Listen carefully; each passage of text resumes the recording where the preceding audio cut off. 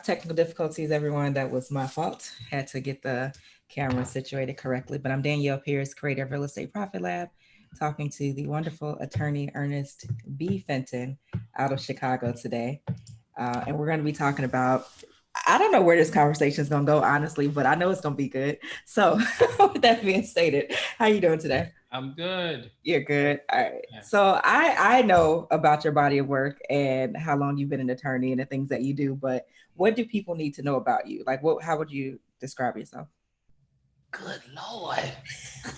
Like, how much time do we have? How do I describe us? I'm ambidextrous. I tell people that I'm more than an attorney. More like, than an really, attorney. It's not, and I think that'll come out during the conversation, that like it's more about the law.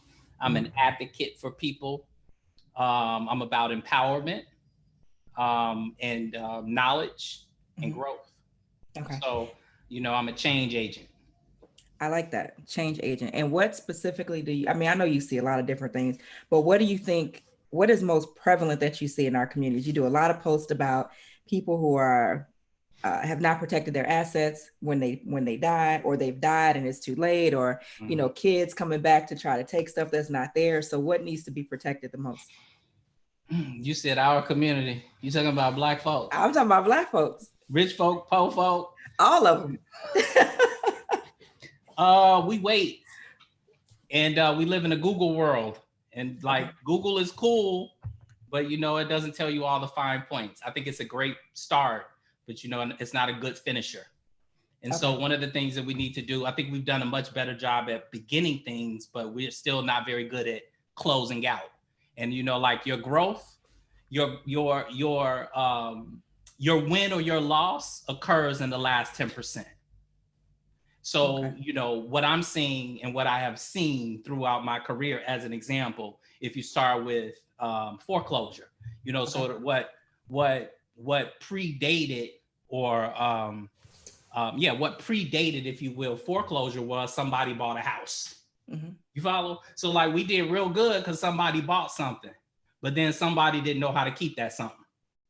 Like we did real good because grandmama came from Mississippi and Alabama and Tennessee. They moved to New York, the East Coast, and Chicago, and we got some stuff, but we didn't do a real good job of keeping grandmama's stuff. So like it's like the civil rights movement. I said, like, we did real good during the civil rights movement. We were great at moving from slavery to the civil rights movement and did what we did, Martin Luther King and all that, power to the Black people.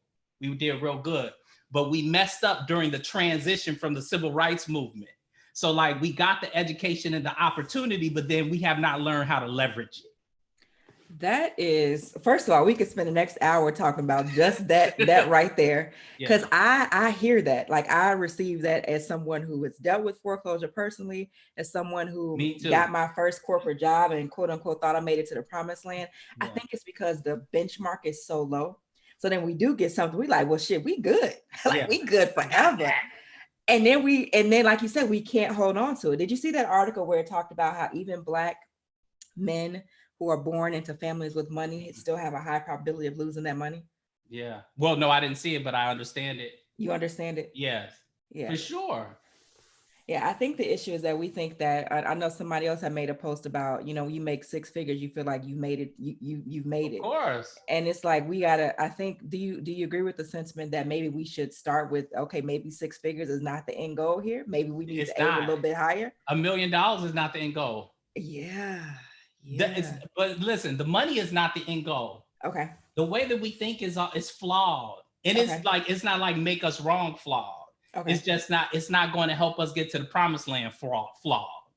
And that's the thing. It's like, it's not just that it moved the goalposts, which they do, but that's just one part of the conversation. Before the goalposts was a house, picket fence, 2.3 children. And so then we had an opportunity to receive that. And we're like, okay, well, why is it not working? Well, they didn't tell you how to keep the marriage together. And a college degree. Don't forget that. The degree. Yeah, and the degree. So like, don't get me wrong. I think that money and wealth, and whatever that number is in terms of money and wealth, I think that's important, but there are more important and essential elements that we must be mindful of. Because if we don't have those other essential elements, then any money or wealth that we call ourselves acquiring or pursuing, we will never be able to grasp and hold on to. So like we have to learn how to advance our thinking before we hit our benchmark. Ooh, okay. If you don't have $100,000 or $1 million mentality, by the time you get there, then you won't be able to keep it. So what you had was then the drive or maybe the ambition to get there, but that's not the end point. That's the beginning point. Yeah. And that's why we keep missing the mark, because we think our end, we think the beginning is our end. Wow. Do you see this, Attorney Finn? Let me ask you this, because I know what popular narrative says, and I kind of know what I've seen in my own life too.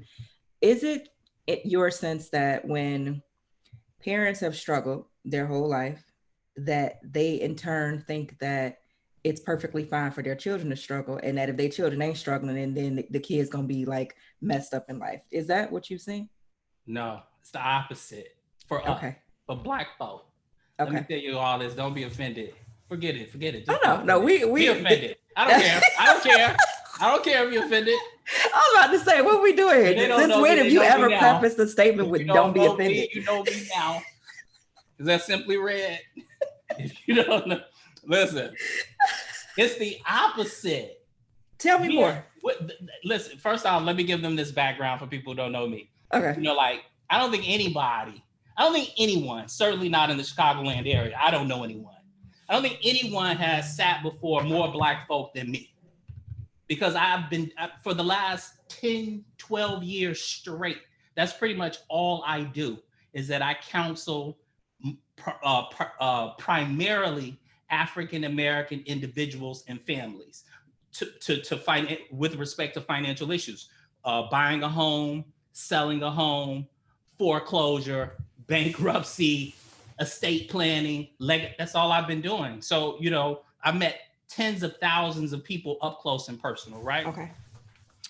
So let me tell you this, and I did a post this morning. First off, you and I know, don't start, ladies, don't start with me. First off, we all know that most households in the African-American community are headed by Black women. Yeah. And the majority of those households are single Black women. Yeah. So those are the ones who will primarily walk through the door. First and foremost, let's understand that it's the Black woman who is laying the foundation sort of for our financial education or strategy. That's number one. And that's a whole nother conversation, right? Yep. And the Black woman, let's talk about women. What's a woman's initial instinct? You're a mother, so what's your instinct?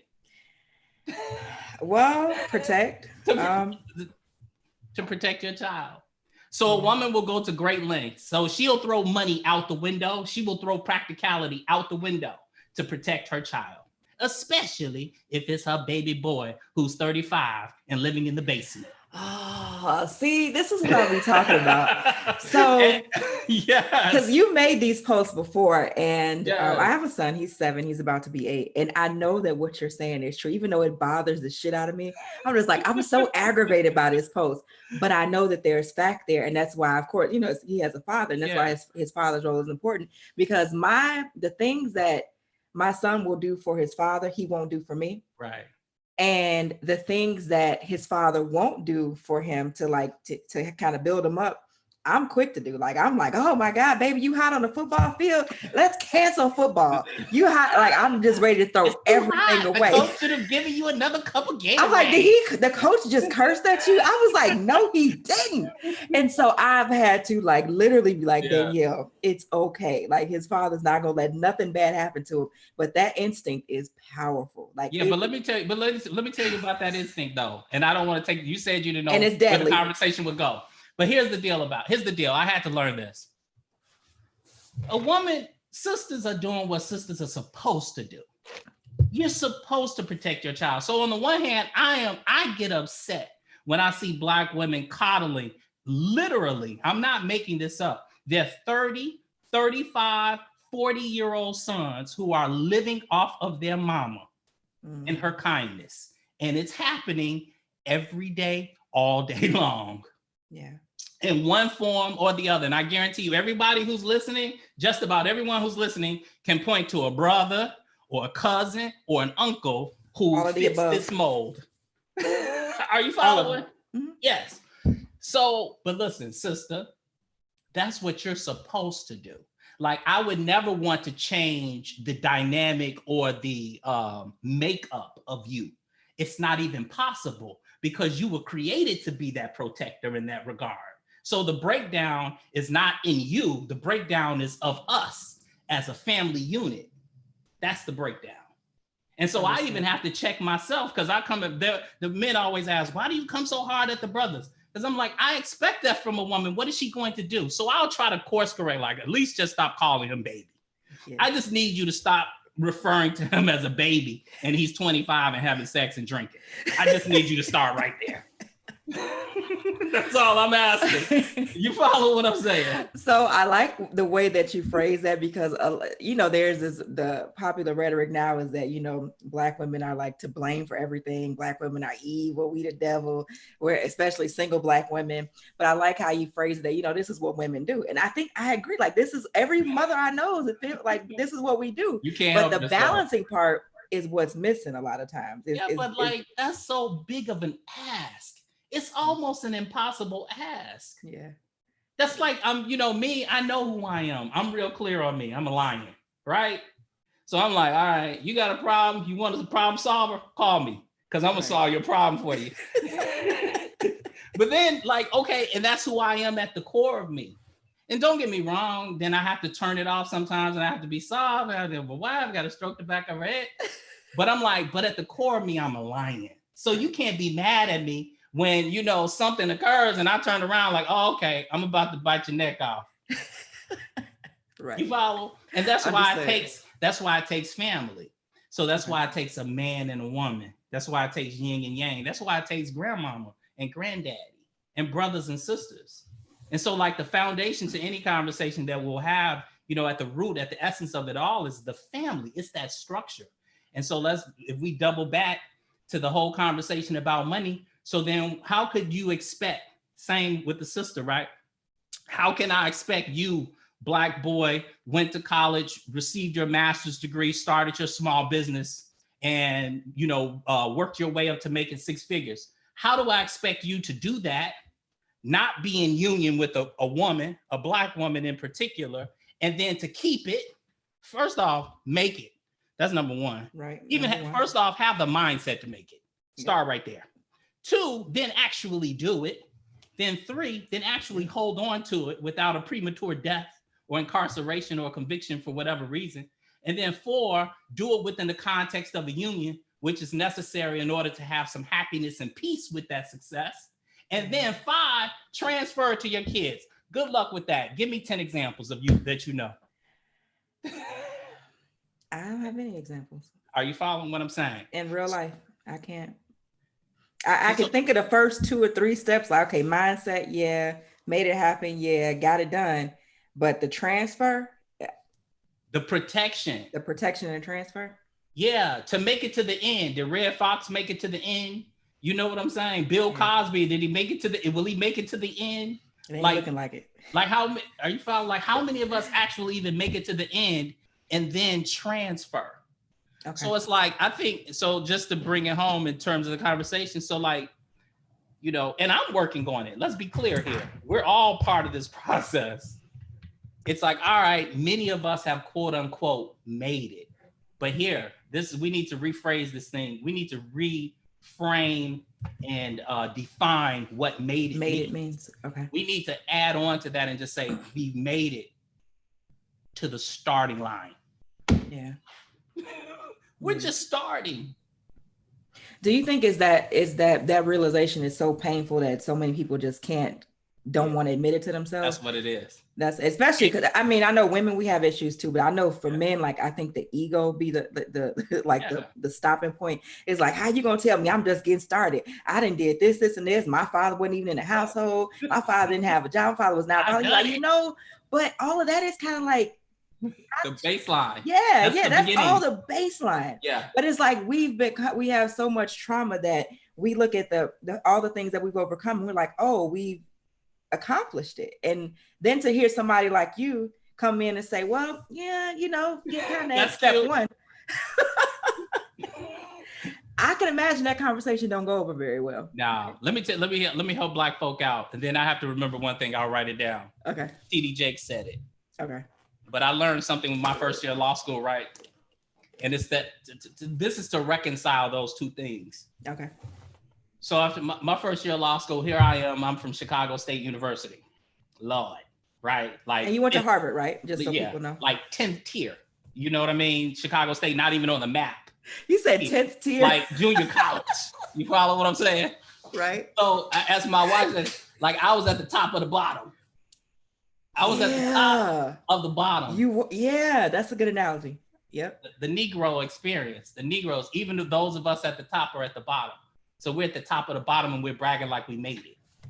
Ooh, somebody tweet that. That's we need to write that down. Hold on, top of the bottom. Yes. Okay. Yeah, and I don't want to hurt anybody's feelings because it's okay to be at the top of the bottom because that's really not necessarily the race. That's not the defining. So this guy helped put it in perspective for me after my first year of within my first year of law school, and I'll never forget it. We were standing outside, and he came up to me. His name was Rory, in fact, and then he was like, "Hey, Fenton, I'm flipping through. I forgot what it's called. It's just like the introductory book of all the different students, and they'd have where you went to undergrad, where you graduated, and it's like 20% graduated from Harvard." 20% graduated from Columbia, 10% from Princeton, 10% from Yale. They have a formula, right? And then they have some throw-ins, and I was one of the throw-ins. Like affirmative action? Yeah, well, whatever. They're affirmative action too, because they make sure they pull 20% from Harvard. They make sure they pull 10%. So we're all affirmative action. It's just a formula. Okay. So I'm no different than their affirmative action, right? So he looks at me, and then he's like, Chicago State. He was like, bruh, I tried to look up Chicago State.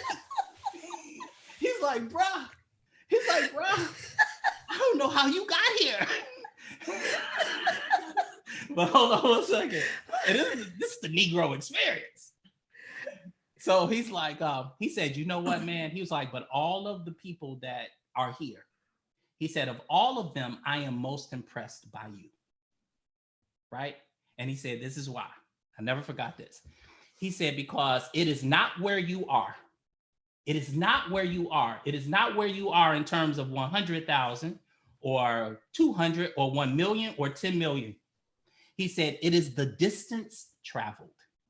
Okay. So I don't look at myself standing next to the others and saying, well, my firm did this, or I make X and they make Y. I look at where did you start and where are you standing? Where did I start and where am I standing? Okay, that's who won the race. I like that. So from that standpoint, we are winning. So if we start racing them according to their terms, we will always lose because they'll always, quote unquote, be ahead of us. But if we really gauge the race and look at who's winning, we've traveled the longest distance. Absolutely. We carry the heaviest load. Nevertheless, that doesn't mean that where we stand, we should be in contentment. Okay. Because although we have traveled a greater distance than them, our gauge is not a comparison to them. That's where we mess up. Trying to compare. Okay. All right. So I want to go back to the post that you made on Facebook about basically not leaving your children with a GoFundMe. And I don't remember it verbatim, but I know it started with get $1 million life insurance policy. Yes. Can we break that down? Yeah. So all of this whole empowerment and whatever, yes, we have to get some foundation because money is a part of it, right? Yep. So I was speaking of what folk call estate planning, which I like to call life planning. Life planning. Okay. I like to call it legacy planning. Okay. And I like to call it, if you love your child the way that you say you love your child, do something about it planning. Attorney, let's talk about that last statement for a minute, because I have said that before and people kind of lose their shit when I say that. I'm like, listen, if you care about your children the way that you say, and if you really want better for them, and if you really are about this life, like there's no excuse not to at least have a life insurance policy. Yeah. What kind of response do you get when you say that to people? Well, most people I say that to, they understand and know me. So they are typically, but I think most folks get it. But then the ones who don't, I think they just push back. And then we come with the excuses as to why we can't do something. Or the most famous, you know, the most famous one is I didn't know. Well, you know now. Yeah. Okay. All right. So back to this life planning, which I like that term a lot. So what would be the first step for that? So as an example, and I'll just jump. Well, everyone needs the basics. The basic is a property power of attorney and a healthcare power of attorney. Like anyone above the age of 18 years of age, it's not even a need, it's a requirement.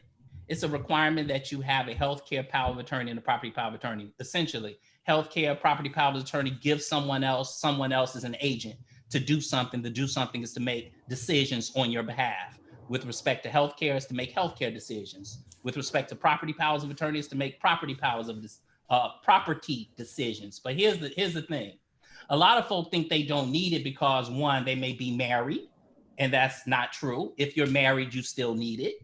Because really? Yeah, of course. Because if a person is married, right, they're not, let's say they have separate bank accounts. Can you, husband, walk into the bank where your wife has an account with only her name on it and tell the teller that you want to make a withdrawal? Can you go to your wife's job and say to HR and say, hey, HR, I'd like to redirect her direct deposit? So we all know you can't. Can you walk into her physician's office and say, I'd like to see my wife's medical records? No. So being married, you know, still does not excuse you from having a power of attorney. Okay, I'm glad you said that because I didn't know that. Everybody thinks being married is like the golden ticket and you don't got to do nothing else. It is not. Okay. It's not. Okay. You know, and then here's the other part of it. Everybody's not married to someone they want making decisions as their first line of defense. This is why you be getting in trouble. It's not true. Is that not true? No comment. I'm not married anymore, so I have no comment. Of course. Come on now. I'm looking right at the camera. Let me look right at somebody's soul. Let me look at your soul. You know you don't want your husband messing around with your money. You know, that man can't budget his checkbook. He has $500 in his account. So you think that's the guy you want managing the finances if you're sick in the hospital? Wow. That guy? So these things right here, I get why people put this off for so long, because it forces you to face the reality of the decisions that you've made with your life. And that might not be pretty. That's it. That might not be pretty. That's it. Know that you're married to somebody that if you die, you don't want them to have your money. Like that's a bad feeling. That's it. Or that, you know how many people, this is heart wrenching. I see this happen oftentimes. This is what really gets me, is when older people come in and I'm like, okay, Ms. Johnson, you know, who would you like to, you know, make medical decisions on your behalf if you can't, or to handle your financial affairs? And she'll pause and say, well, I don't know, Attorney Fenton. And I'm like, wow. You know how many, that's like 20%, 25% of us. We're like, maybe we'll have one person. But how many of us can strongly say, oh yeah, this person is first, that person is second. Matter of fact, make that person third. Very few of us. Very few. All right, so property power of attorney, healthcare power of attorney, even if you're married. Even if you're married. And if you have a child above the age of 18, you need one for your children because they're independent. Okay. So how many folk out here have children who are 22, 23, out on their own, even in college? You need powers of attorney for your children. What if they're in college and they're renting a place, right? And something happens and you need to go wherever they are and, you know, get inside their apartment or handle something related to their bank account. You cannot. Wow. So you need powers of attorney for your children. Wow. Over 18. Okay. Over Didn't know 18. That either. And your mama. If you love, this is my favorite one, your mama. That's what I do this broadcast all the time. I'll be like, I love doing that one. Your mama, I used to have a segment. This is like your mama. And I say your mama for like 10 minutes straight. People are like, why is Attorney Vincent just talking about people's mama? Because I'm like, if I start talking about your mama, I'm going to get their attention. You go get their attention. Two places. This is how I get people's attention. I start talking about your kids. I start talking about your kids, or I start talking about your mama. And I know I got Black folks' attention. All right, so you guys, if you just tuned in, I'm Danielle Pierce. I'm talking to Attorney Ernest Fenton. He is out of Chicago. He is a phenomenal attorney, and as he wears a lot of different hats, I should say. So it's not just about the law, right? It's also about everything else that goes into about life. So we're talking today about how to make sure your kids don't have to set up a GoFundMe when we die, right? Not if, when we die. And we talked about the first two steps. What else would you say after that? All right, let's talk about trust, something that we don't talk about. But I'll start off by we will have the discussion of trust by beginning with the discussion of wills. Okay. And let me just clarify something. Like, this conversation is not about you dying. Like, we're not planning for your demise. What we are doing is planning for your life, and what we are doing is planning for your legacy. Right? So let me put that in greater context. A healthcare power of attorney, as well as a property power of attorney, they are only good while you are living. So most people, they say estate planning, they say it must be when I'm dead. But no, because everything that we talked about up to this point, healthcare power of attorney and a property power of attorney, they are only valid while you are living. When a person dies, both of those instruments are void. Okay. That's something else. How many people have a property power of attorney and they think that it's going to be used after their grandmother passes? So they have, I went to Office Max and bought a property power of attorney for $20. And then I don't want to pay an attorney $300. I want to pay $20 and do it myself. And so they bought a property power of attorney. And what they don't get is that you're not buying the paper, you're buying the information. And so the information is, hey, a property power of attorney is going to unfortunately be void after your grandmother passes. So after she passes, you walk into the bank knowing that she has $25,000 in her savings account, and you think you're going to use that money for her burial. And then you present the power of attorney and they tell you, I'm sorry, sir, but your grandmother's passed. This is no longer good. Wow. And you've seen that happen before? All the time. Almost every month someone calls me, well, I have a power of attorney. Okay, I hate to break the bad news, but you can't use that to access the funds in her account because she's already passed. Wow. Okay, so now they end up in probate, spending thousands of dollars because we tried to save a couple of $100. Right. Okay. So let's talk about a trust beginning with the will. So a will is like old school. What's old school dance? Like the bump, the grind, the funky chicken. That's all a will. So if you're using a will, you're doing the funky chicken. Whenever you go out, I just want you to know you're doing the funky chicken. I was about to say the Tootsie Roll. The Tootsie Roll. You're doing the Tootsie Roll. Not the Cabbage Patch. You passed the Cabbage Patch. Cabbage Patch was in the 80s. You way back in the 60s. So here's a will is antiquated. It's like utilizing a payphone or doing the Tootsie Roll, at a club. And the reason that is antiquated is because there's new technology that exists that is much better than a will, much better than a payphone. Like much better than a payphone is the highest form of technology is something called a smartphone. So not only can I make a phone call, on this smartphone the same as I can with a payphone, but I can also take photos with this smartphone. I can also record myself on the smartphone. I can also do banking transactions on the smartphone. So, and I can be on a plane with the smartphone, land in another country with it, right? So how does that relate to a will as opposed to the new smartphone, which is a trust? The trust is a smartphone. A will is a payphone. How so? Well, one, a will's only value is to distribute gifts or your assets when you die. That's the only thing a will does. So a will is only good when you die. So who wants to do a will? Because it is only good when you die. So it's the benefit of the will is only for people who will survive you. So that's number one. Well, two, a will is also good for anyone who has a minor child.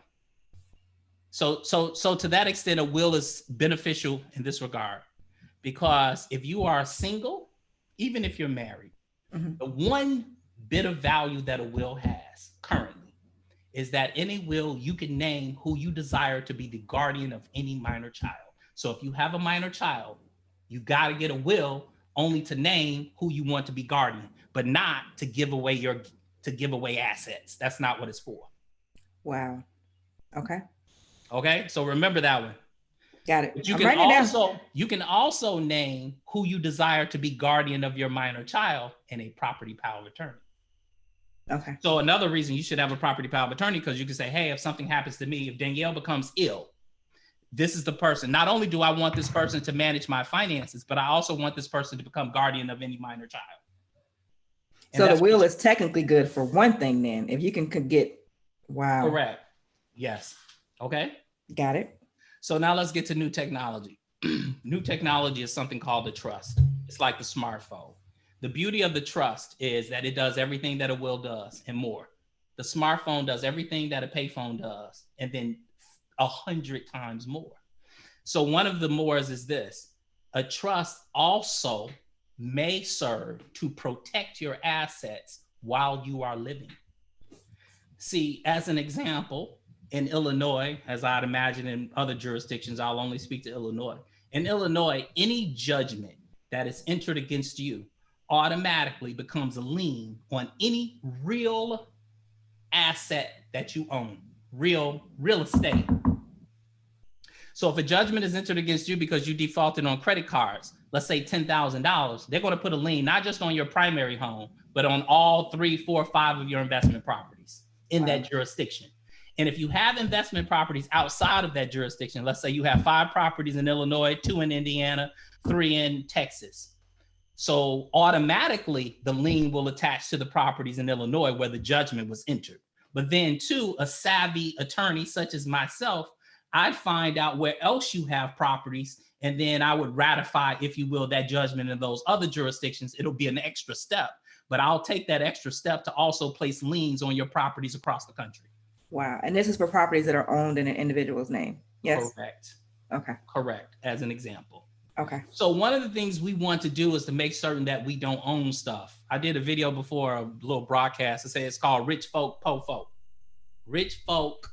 Wait, where can people find this at? Because I know people are going to be asking. So where should they go to get more? I don't know where that was at. I think it's on my podcast. Okay. What's the name of the podcast? My podcast, attorneyernestfenton.podomatic.com. Podomatic. Okay. Yeah. I'll type that in the comments. Yeah, or go to my website. But I don't know where I did this video. I think it was on Facebook. I'll let you send it or whatever. Okay. But I did this little blurb. It's called Rich Folk, Po Folk. See, Po folk like to own stuff. That was on Facebook when you was. Yes, that's on Facebook. That was on Facebook. I remember that one. But go ahead, I'm listening because let's get the people. And then they gotta be like, who is this guy? Po folk like to own stuff. Hear me. Rich folk like to control stuff. See, po folk like to elect presidents. Rich folk like to control presidents. Ooh, I can't even get this down fast enough. This is so good. So good. Are you following me? So yes. What I'm saying is that's why, going back to the beginning of the conversation, I said it is not about the money. Because I don't care how much money we get. If you have a po folk mentality, we're not going to keep it. It's irrelevant. I don't care if you get a black president. Because if you don't have a rich man's mentality to control that president, it's irrelevant that you had a black president. Are you following me? Understood. Yeah, I know you catch a lot of flack for Obama too about what you said about him. But see, you see how we fight? We fight our own salvation. All the time. I'm trying to take it to the promised land. Yeah. And it's not, we take it as a personal attack against Obama. I'm like, no, I'm not attacking Obama. I'm trying to attack that mindset that we have. See, we want to just get along. We just want to go along to get along. That's a poor man's mentality. Rich folk don't show up just to get along. Rich folks show up to get stuff. Yep. We just show up to say we were there. You know, I'm not showing up anywhere. Don't invite me anywhere. If nothing is there for me, don't invite me. I'm not coming. Wow. So the poor mentality is we just want to own stuff. So we love saying, oh, Danielle, I own 5 houses. Danielle, have you ever heard me say I own anything? I have never heard you say that you own anything. Have I ever posted anything saying what I own? Have you ever heard me brag about anything? I have never, except for your wife. You brag about her. That's about it. That's it. You follow what I'm saying? That's it. I'm just like, so one of the mindsets that we have to break, and I understand. It's like, we have to fall out of love of owning stuff. And we have to, quote, or not even fall in love, but if we're going to fall in love with anything in terms of assets, so to speak, then we have to fall in love with the understanding that it's really about the control that we establish. And so we don't want stuff in our name, because when things are in your name, they're easy to attack. So if you tell me what your weakness is, then I can tell you how I can defeat you. So so if your weakness is, hey, I own this real estate and I'm proud. So then if I get a judgment, or if I threaten your ownership, then you're most likely to bend, if not break. So ownership. So we don't want stuff in your name. So how do we make it such that you don't own stuff, that you can get into the control mindset? Well, rich folk control. How? The question is begged. How do rich folk control things? Well, they control things through corporations and trusts. Understood. Corporations and trusts. They control things through corporations and trusts. Now, here's the thing. When you transfer, as an example, I'll skip. I know you have a sophisticated audience. When you transfer assets from your individual name into a corporation or a trust, you no longer own that asset. The trust owns that asset. The corporation owns that asset. I'm pausing. I'm breaking. But you may own the corporation or the trust. Understood. All right. And don't go around bragging about the corporation you own either. Keep that quiet. Give an example, Donald Trump, release your tax returns. No, I will not release my tax returns, because his returns will tell you his interest in various corporations and trusts. He doesn't want you to know, for good reason. So now he's susceptible, because if you understand where my value rests from a financial standpoint, it's easier for you to attack me. But if you attack me and you don't know where my walls are, if you don't know my strength, then you don't know what you're attacking. So I want to do a quick personal story too, because this ties into some information that you shared with me probably a year and a half or so ago, just over Messenger, nothing even formal. But I went to an estate, a life planning attorney here in Texas, and I got what I thought was all these documents done. I got the POAs, the will, the trust, and I thought everything was great. I was like, okay, cool. I'm ready to die for the very first time.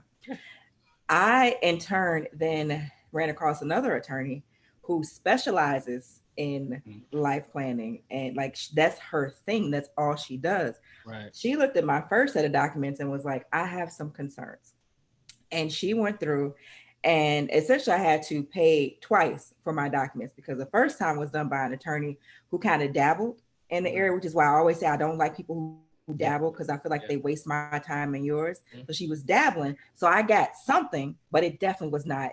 I have a Series LLC, which that came from your recommendation. I set that up. Nothing in there about that. Nothing in there about passing down percentages of the value in the trust, and and staggering it so that the kids don't get like $1 million when they turn 21.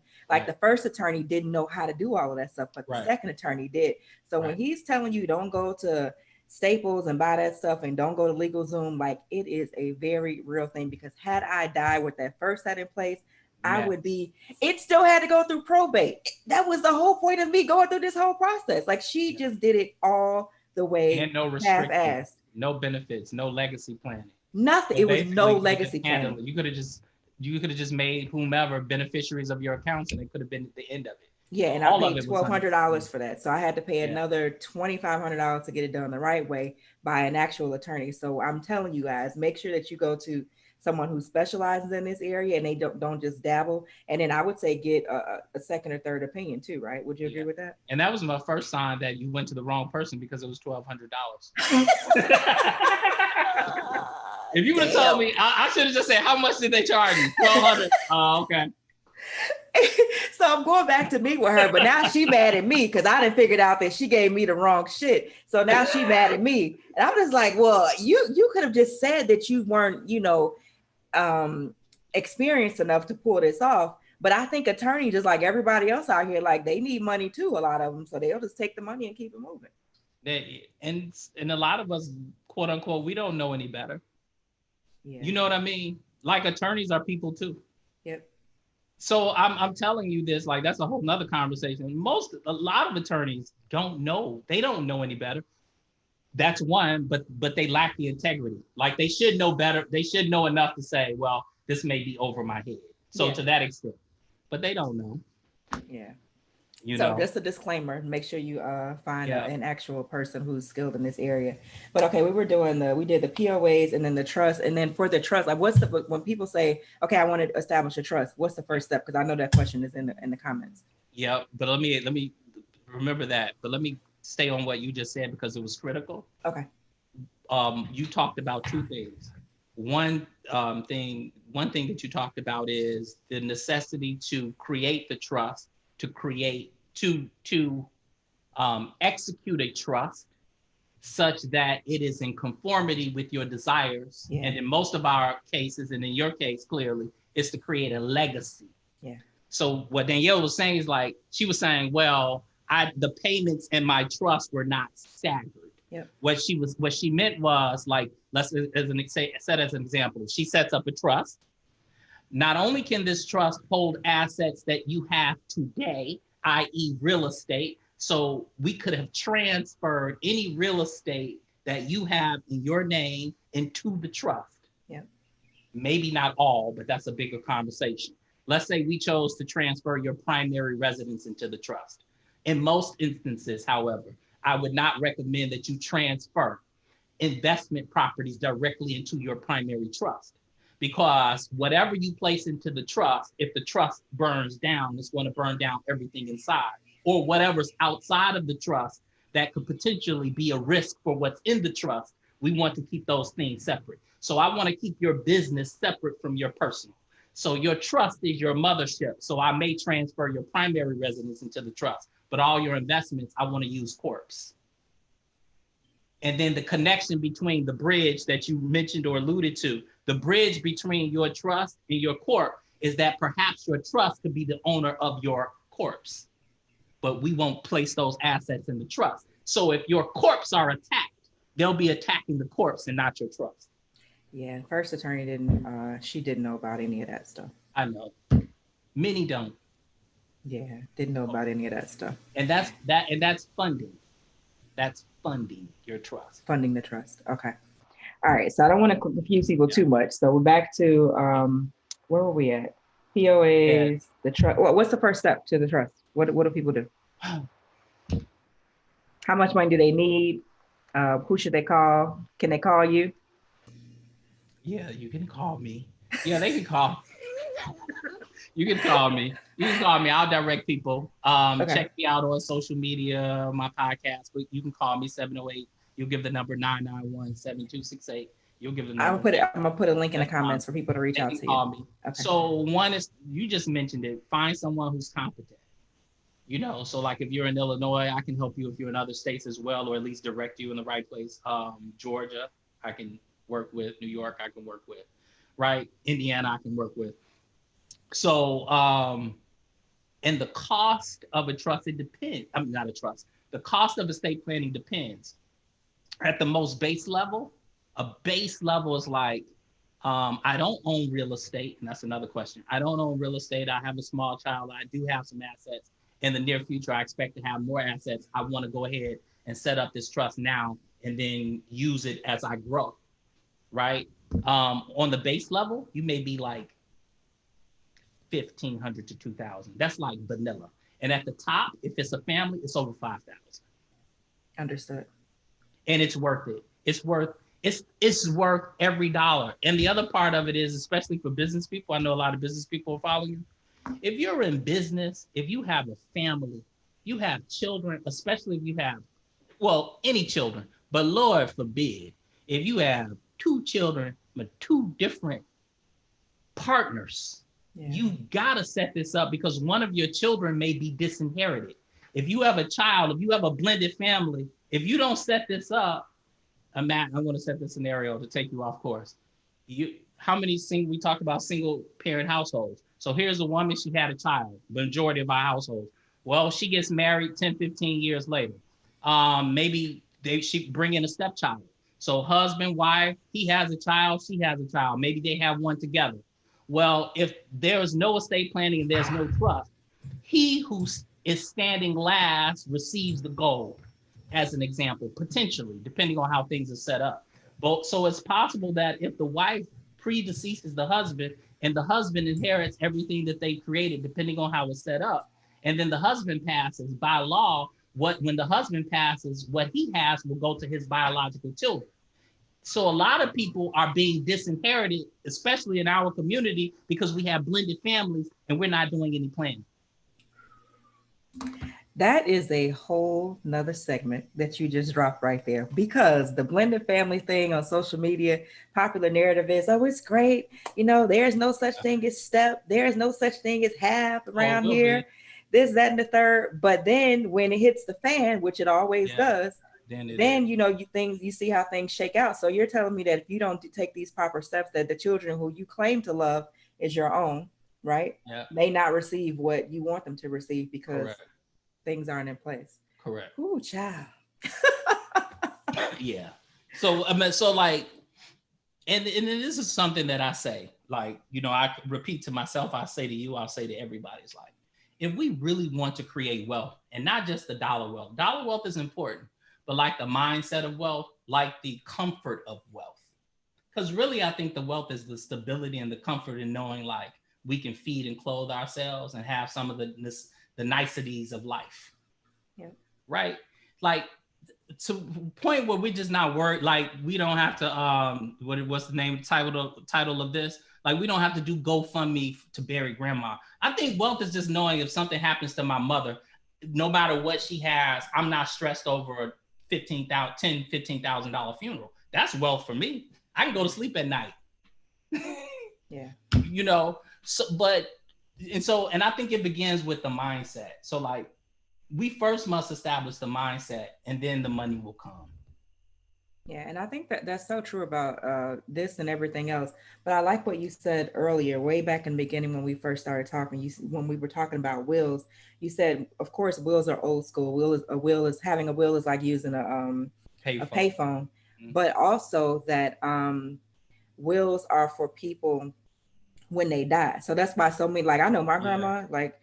Yeah. There's no conversation gonna be had about no wills or no plans or nothing without getting cursed out, and that's the popular narrative. But if we change our understanding of what's happening, like we're not just planning for you to die, grandma. We're planning for all the 60, 70 siblings, grandchildren, great grands, and all of that. Then that's a different conversation. I would hope would yield a different response. I ain't trying to get with my grandma. Hold on, grandma. I'm planning so that the nursing home doesn't take your house. Yeah. Because grandma, if the house is in your name and for whatever reason, if we had to place you in a nursing home or your, granddaddy had to be placed in a nursing home, I want you to know that the nursing home will require that you sell the house so that we can cover the costs, or otherwise they're going to put a lien on it. So what you worked a lifetime for, you don't have to worry about us getting it because they're going to get it. How fast can someone lose? Because I think this will put this in perspective for a lot of people. If you guys are just tuning in, talking to attorney Ernest Fenton, he's out of Chicago. He is willing to help those who he's able to residing in states where he's able to work with them, or also refer people out. I'll drop a link to that information in the comments. But like, subscribe, share the video. That would be awesome. How fast have you seen a person's entire life savings dissipate after they die? Like, what's one of the worst scenarios that you can think of? And I know you have so many of them, but what comes to mind? Those people never come back. They just sort of dissipate. Yeah. But let me tell you this story. So I don't know, but I had a client. This is one of my more interesting stories. I have to write this, do it a book. Okay. So it was a guy. He worked at Ford, and this was like 7-8 years ago. Okay. And his daughter comes into my office, and she didn't appear to be well-to-do or whatever the case may be. And she was like, "Hey, Attorney Fenton, the state took my daddy, and they won't release him to us. It was like 4 or 5 siblings. They won't release him to us, and they're trying to steal his money. He has $1 million." And she was an around the way girl, and I'm looking at her like, "Huh? Your daddy got $1 million?" So I was a little bit leery, but she was well spoken. But I was like, huh? It didn't make sense to me. So Yeah. she was like, well, on the weekends, you know, they'll let us take him out. I'll bring him. We'll schedule a meeting. And I'm like, huh? So short of it is, she returns. Sure enough, a week or two later, with one other of her sisters and her father. And he had on some old coveralls, and he was a little snicked. He's maybe in his 80s, you know, just little battered, unkept man, his hair and whatever else, right? And I'm looking at him like, you had $1 million? This is like 10 years ago. And this is the beginning of me learning about all the millionaires next door in our community, which there are a lot of them. And you'd be shocked at the ones who really have the money. It ain't the fancy lawyers and doctors and the people with the MBAs. You know, it's that old school guy who had the rib house. It's that guy who worked at the factory for all those years, and he was consistent, and he had the same sofa for the last 30 years. Those are the people in our community with the money. So anyhow, so he comes in and they tell me the story. So essentially what happened is he lived alone. I think it was late 70s, early 80s. He had been retired for 30 or 40 years. His wife had passed. I think she had a pension as well. I believe he was receiving her pension. He was in retirement at least for about 30 years. Wow. So he lived in the same house. He had no mortgage. He had paid off his mortgage over 30 years ago. The short of it is his pension has been dropping into his account for over 30 years. Wow. The man had no bills. Wow. And the man had $1 million. Wow. And the neighbors saw him like at the front door, and he looked a little disheveled or whatever the case may be, and they would like look in on him. He was a hoarder. So he had newspapers and other stuff stacked up in his place, and had a stench to it. Yep. And they called the police because they were concerned. Well, the police called the public guardian. The public guardian took him into custody. I see that often. That's happening a lot. So grandmama, granddaddy, somebody calls the police. Oh, elder abuse. Huge, huge. Wow. So they take him into custody. Now they won't release him. They commit him to an institution. So now we have to go through the court system. And guess what they do? They take control of his account in his name. That's why you want trust. That's why you want other things, because if it were in the trust, they probably wouldn't have known. But they tracked him because they could track you through your Social Security or whatever way they found. The daughter first came in, they say, they trying to take my daddy and spend all his money. I'm like, what is she talking about? Short of it is they were spending $15,000 a month. I think they had him for 3 months. They had blown through about $45,000 in 3 months. Of his money. Of his money. Of his money. And didn't want to release him. Wow. It's a dirty game out here. It's dirty. It's almost like, I don't know, we're going to wrap up soon, but it's almost like I was thinking about Prince and how they say he died intestate and didn't have all his stuff together. And Prince was like, it seemed like a revolutionary, like an activist. Like and it's like, so you could work your whole life and trying to fight against the system and fight against the man and not allow yourself to be subjected to certain things. But if you don't take those final, that like you said, the last 10%, if you don't wrap that up tight, then your whole life just unravels. Yep. Wow. And that's the next level for us. You follow? That's the stuff that I'm pushing for. That's the stuff that I'm fighting for. It's like for all the people, you made it to the job. You made it to the degree. You made it to the 6 figures. Guess what? I hate to break the bad news. You're just starting. Yeah. Now we have to really do some work. They say, Biggie told you. He said, more money, more problems. When you have money, I spend as much time thinking, planning, strategizing on how to preserve what I have as I do in trying to get something more. Another one of our mistakes is that everybody's trying to get more. I'm like, no. If you have something, the first thing you need to do is secure what you have before you try to go out and get something else. That's the mistake that we are making in our community. I'm telling you. Wow. So it sounds like, it sounds like for people who are working that job that they say that they hate and they're getting, maybe they have a 401k match or there's benefits to the job, and we're just kind of dismissing those jobs. We need to instead leverage and utilize those jobs properly, because according to what you said earlier, that's the game changer if you plan it the right way, and not the people on social media, everybody, you should be an entrepreneur, make $1 million like me, not those people, right? Good luck. Both of them.